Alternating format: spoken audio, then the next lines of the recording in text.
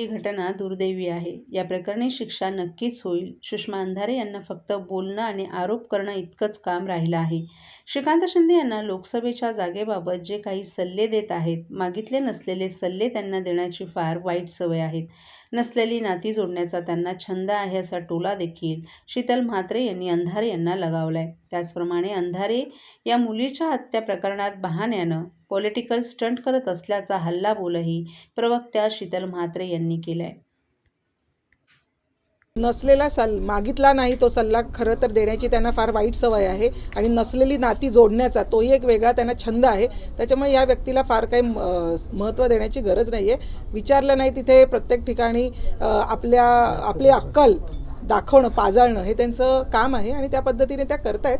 त्यांना काय फार सिरियसली घ्यायची गरज नाही. हे त्यांनी विधान कधी केलं आत्ता बघायला आलेले तेव्हा, म्हणजे नक्की त्या कशासाठी आल्या होत्या? त्या मुलीला सहसंवेदना त्यांच्या घरच्यांना जागवण्यासाठी आल्या होत्या की हे पॉलिटिकल स्टंटबाजी करायला आल्या होत्या? हाच तर फरक आहे की आम्ही काम करतो आणि ह्यांना फक्त स्टंटबाजी करण्यामध्ये इंटरेस्ट असतो. मैं घर घर जाके काम करती हूँ. मेरे हस्बैंड ऐसी बेलदारी मजदूरी करते हैं. पहले मैं टीके लगवाती थी, फिर ऐसा हुआ कि हम लोग काम करते थे, हमारा काम डाउन होने लगा. फिर हम गांव चले गए. फिर गांव से आए तो हम दोनों काम में बिजी हो गए. एनम दीदी हमारे एक दिन घर आई. उन्होंने कहा कि मुझे कार्ड दिखाओ. फिर उन्होंने देखा उसमें कुछ टीके छूटे पड़े. आस पड़ोस में जितने भी बच्चे हैं उनके घर पर गए, उनके मम्मी पापा से बोले जो जो बच्चे छूट गए हों वो बच्चे अपना टीका लगवा लें. अब हम लोग सारी लेडीज मिलकर बच्चों का टीका लगवा के आए. हम तो भूल गए थे कि हमारे बच्चे का टीका नहीं लगा, लेकिन सरकार नहीं भूली, हमारे दरवाजे पर आए और टीका लगाए. मिशन इंद्रधनुष.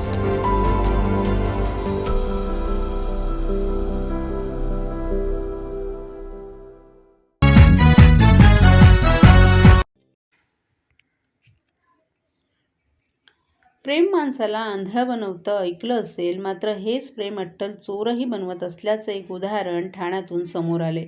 मुरबाड तालुक्यातील दुर्गम भागातील टोकावडे इथला 32 वर्षीय युवक गणेश म्हाडसे याचं एका तरुणीवर प्रेम होतं. प्रेमात अखंड बुडालेल्या गणेशनं प्रेयसीवर प्रचंड पैसे खर्च केले. त्यामुळे तो कर्जबाजारी झाला. आता हे कर्ज फिटवायचं कसं याचा विचार करत असतानाच त्याने बाईक चोरी करण्यास सुरुवात केली. ठाणे शहर आणि आसपासच्या भागात तो बाईक चोरायचा आणि मुरबाडमधील ग्रामीण भागातील नागरिकांना नंबर प्लेट बदलून स्वस्तात विकायचा. यातून त्याचं कर्ज फिटलं, मात्र त्याला पैशाचा हव्यास सुटला आणि तो बाईक चोरी करतच सुटला. इतका की संपूर्ण ठाणे जिल्ह्यात ठाणे, कल्याण, डोंबिवली, भिवंडी, बदलापूर अशा ठिकठिकाणी त्यानं बाईक्स चोरून त्या मुरबाडच्या ग्रामीण भागात विकल्या. कळवा रुग्णालयातील एक बाईक चोरीला तपास करताना पोलिसांना CCTVमध्ये हा तरुण दिसून आला. त्याचा शोध घेत पोलिसांनी थेट टोकावडे गाठलं आणि अट्टल बाईक चोराला बेड्या ठोकल्यात. त्याच्याकडून 15 चोरी केलेल्या बाईक जप्त करण्यात आल्या असून त्याच्या साथीदाराला देखील पोलिसांनी अटक केली आहे.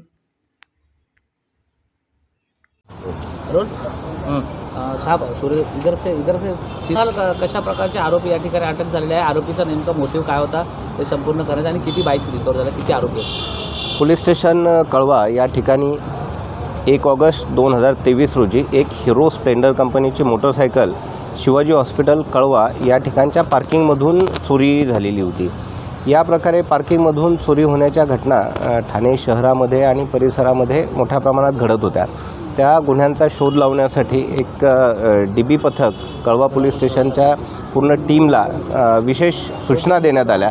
त्यानुसार CCTVचे पाहून त्यानंतर टेक्निकल ॲनालिसिस करून आमच्या टीमला काही लीड्स मिळाले. त्या लीड्सच्या आधारे संशयित आरोपी हे नाशिक रोडने मुरबाडकडे गेल्याबाबतची माहिती मिळाली. त्या ठिकाणी जाऊन अधिक तपास केला असता 2 आरोपींबद्दलची प्राथमिक माहिती मिळाली. टोकावडे परिसरातील 32 वर्षीय एक आरोपी आणि 31 वर्षीय दुसरा आरोपी यांनी चोरी केल्याबाबत प्राथमिक माहिती मिळाल्याने त्यांचा शोध घेतला. एका आरोपीला टोकावडे परिसरातून आणि दुसऱ्या आरोपीला कल्याण कोर्ट परिसरातून ताब्यात घेतलं. त्यांना ताब्यात घेऊन त्यांचे पोलीस कोठडी घेतली असता विश्वासात घेऊन विचारपूस केली असता त्यांनी या गुन्ह्याव्यतिरिक्त अजूनही 14 गुन्हे केल्याबाबतची कबुली दिली आणि त्या सर्व आरोपींकडून एकूण 15 मोटरसायकल्स वेगवेगळ्या गुन्ह्यांमधील वेगवेगळ्या पोलीस स्टेशनमधून चोरी केलेल्या जप्त करण्यात आलेल्या आहेत. त्यांनी कळवा या ठिकाणचं शिवाजी हॉस्पिटल आहे, ठाणे मार्केट आहे, कोरम मॉल, तलावपाली, याच्याशिवाय कल्याण, डोंबिवली या परिसरातून मोटरसायकल चोरी केलेल्या मिळून आल्या. हे आरोपी मोटरसायकल चोरून मुरबाड परिसरातील जे गावातील बांधव आहेत, ग्रामस्थ आहेत, त्यांना कमी किमतीमध्ये या मोटरसायकल विकत होते आणि त्या मोटरसायकल विकून आलेला पैसा ते स्वतःसाठी वापरत होते. या आरोपींना ताब्यात घेतले, पोलीस कोठडीमध्ये आहेत सध्या. लवकरच त्यांना कोर्टात पुढील कारवाईसाठी प्रोड्यूस करण्यात येईल.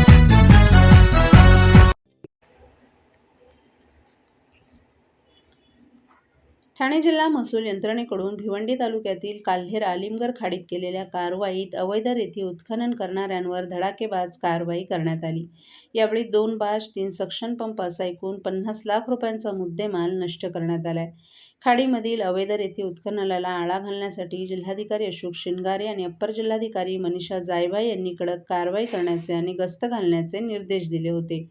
त्यानुसार भिवंडीचे उपविभागीय अधिकारी अमित सानप, तहसीलदार राहुल सारंग आणि भिवंडी तहसीलदार अधिक पाटील यांच्या मार्गदर्शनाखाली जिल्हाधिकारी कार्यालयाचे फिरतं पथक आणि भिवंडी तहसील कार्यालय, भिवंडी मंडळ अधिकारी आणि भिवंडी खारबाव तलाठी यांच्यामार्फत काल्हेर आलिमगर खाडीत कारवाई करण्यात आली. यामध्ये 2 बाश 3 सक्शन पंप आढळून आले. हे बाश आणि सक्शन पंप जागेवरच जाळून खाडीमध्येच बुडवून नष्ट करण्यात आलेत. वाहतूक पोलीस ज्याप्रमाणे सिग्नलवर CCTVच्या माध्यमातून देखरेख करत असतात, त्याचप्रमाणे राज्यातील सर्वच रुग्णालयांच्या आतमधील परिस्थितीचं CCTVच्या माध्यमातून देखरेख करण्यात यावी. यातून रुग्णांची परिस्थिती समजण्यास मदत होईल.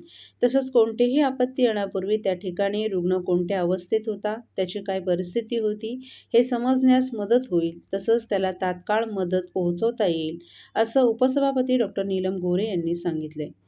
काही दिवसांपूर्वी ठाण्यातील रुग्णालयात रुग्ण दगावल्याची घटना घडली. त्या संदर्भातील उपाययोजनेचा आढावा घेण्यासाठी उपसभापती डॉ. नीलम गोरे यांनी ठाणे जिल्हाधिकारी कार्यालयात बैठक घेतली. कळवा रुग्णालयात घडलेली घटना अत्यंत दुःखद आणि धक्कादायक असल्याचं सांगत, कोविड काळात आणि कोविडनंतर बऱ्याचशा अत्यवस्थ असलेल्या रुग्णांना जीव गमावण्याची वेळ आली. या संदर्भात राज्य शासनानं चौकशी समिती नेमल्याचंही त्यांनी सांगितलं. ज्या दिवशी घटना घडली त्या संदर्भात नागरिकांना काही माहिती कळवायची असेल तर त्यांनी पुढे यावं. यासाठी स्थानिक प्रशासनानं त्यांना याबाबत संपर्क क्रमांक, ईमेल ID उपलब्ध करून द्यावा, जेणेकरून नागरिक प्रशासनासोबत थेट संपर्क साधतील. संपर्क करणाऱ्या नागरिकांची नावं गोपनीय ठेवली जावीत, असंही डॉ. नीलम गोरे यांनी सांगितलं. आपत्ती व्यवस्थापनाच्या दृष्टीनं रुग्णालयात आग प्रतिबंधक वस्तूंचा वापर होणं आवश्यक आहे. रुग्णालयात असणाऱ्या इलेक्ट्रिक वस्तूंची वेळोवेळी तपासणी व्हावी, असंही डॉ. गोरे यांनी सांगितलं. राज्य सरकारनं सर्व रुग्णालयांना जास्तीत जास्त सुविधा द्याव्यात, हीच सरकारकडून अपेक्षा असल्याचंही उपसभापती नीलम गोरे यांनी सांगितलं.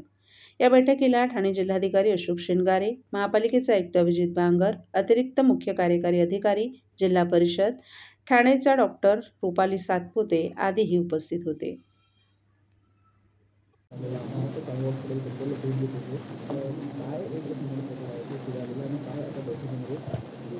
कळवा हॉस्पिटलमध्ये अत्यंत दुःखद आणखीन धक्कादायक अशी घटना घडलेली आहे. परंतु आपण कोविडच्या काळात देखील पाहिलं आणि नंतरही काही वेळेला असं निदर्शनाला येतं की बरेचसे अत्यवस्थ असणाऱ्या रुग्णांना त्यांचा जीव गमवायची वेळ येते. याच्याबद्दलची वस्तुस्थिती काय आहे किंवा हे का घडलं याच्या खोलामध्ये जाण्यासाठीच राज्य सरकारने सत्यशोधन समिती नेमलेली आहे. आणि माझा आजचा येण्याचा हेतू हा होता की या सत्यशोधन समितीचा अहवाल आला तरीसुद्धा काही मुद्दे एखादी दुर्घटना झाल्यावरती त्याच्यावरती कारवाई होतेच असं नाही. उदाहरणार्थ आपल्याला दिसतं की बऱ्याचशा हॉस्पिटलमध्ये CCTV लावलेले असतात, पण त्या CCTVचं निरीक्षण जे आहे ते निरीक्षण मेडिकलच्या संदर्भातल्या लोकांनी किंवा डॉक्टर्सनी पण केलं पाहिजे की ICUच्या बाहेर काही दुसऱ्या अडचणी आहेत किंवा कसं. तसंच औषधं समजा काही कमी असल्यामुळे काही वाईट परिणाम झाला असेल तर ती पुरेशी आहेत किंवा नाही ते समजून घेणं. आणि तिसरं म्हणजे ICUमध्ये ह्या एक घटनेच्यामध्ये मुद्दामून काही घडलं आहे किंवा नाही हे सगळं सत्यशोधन समितीनंतर दिसेल, परंतु निपक्षपातीपणे चौकशी व्हावी ही आमच्या सर्व जणांची इच्छा आहे. TJSB सौर शक्ती कर्ज, गो ग्रीन, करा वीज बिलावर बचत. आकर्षक व्याजदर, 84 महिने परतफेड कालावधी, 80% लोन, व्यावसायिक आणि उद्योजकांकरता सुद्धा. अधिक माहितीसाठी तुमच्या जवळच्या शाखेला भेट द्या किंवा संपर्क साधा. 1800-223-466 आणि 1800-266-3466.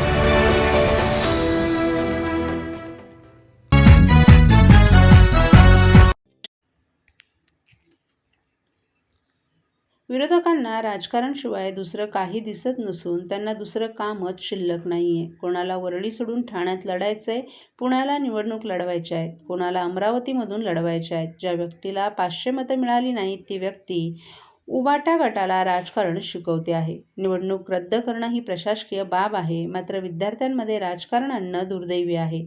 जेव्हा उद्धव ठाकरेंचं सरकार होतं तेव्हा शिक्षणाचा खेळखंडोबा झाला होता, विद्यापीठांचा सावळा गोंधळ झाला होता. तसाच गोंधळ पुन्हा होऊ नये, निवडणूक योग्य रीतीनं होईल याची खात्री जेव्हा विद्यापीठाला होईल तेव्हा विद्यापीठ निवडणूक घेईल असं स्पष्टीकरण प्रवक्त्या मनीषा कायंदे यांनी दिलं आहे. कोणाला अमरावतीतनं लढायचं आहे, म्हणजे ज्या व्यक्तीला 500 मतं देखील बीडमधून मिळाली नाही ती व्यक्ती आज उबाठा गटामध्ये सगळ्यांना राजकारण शिकवते आहे, अधिवेशनाला कसं सामोरं जायचं ही व्यक्ती शिकवते आहे. आणि खरं तर या गोष्टी, परंतु तुम्ही सिनेटचा मुद्दा घेतला, तो विद्यार्थ्यांना न्याय देणं, विद्यार्थ्यांच्या प्रश्नांना वाचा फोडण्यासाठी सिनेटचं हे सगळं असतं. परंतु मुंबई विद्यापीठाने तो त्यांचा जो अहवाल आहे, मुंबई विद्यापीठाची तयारी पाहिजे, कारण हे निवडणुका घेतं कोण, तर विद्यापीठ घेत असतं. त्याच्या मतदार याद्या पहिले तयार होत असतात आणि त्यानंतर त्या मतदार याद्यांवर सगळी जी प्रक्रिया आहे ती पूर्ण झाल्यानंतर त्यानंतर निवडणुका घोषित होतात आणि त्यामुळे हा पूर्णपणे प्रशासकीय भाग आहे. परंतु विद्यार्थ्यांमध्ये देखील राजकारण आणायचं, आपण पाहिलं की मागच्या वेळेला पूर्ण शिक्षणाचा कसा खेळखंडोबा केला. जेव्हा माननीय उद्धव ठाकरे यांचं सरकार होतं, किती वेळ परीक्षा कॅन्सल केल्या, किती वेळ डेट्स अनाऊन्स झाल्या, या विद्यापीठाचा सगळा सावळा गोंधळ त्यावेळेला आपण पाहिलेला आहे. त्यामुळे अशी वेळ विद्यार्थ्यांवर वारंवार येऊ नये आणि त्यामुळे व्यवस्थित तयारी झाल्याशिवाय कोणत्याही निवडणुका घ्यायची जर का तयारी विद्यापीठाचा प्रश्न आहे, प्रशासकीय आहे, त्यामुळे विद्यापीठ ठरवेल कधी घ्यायच्या.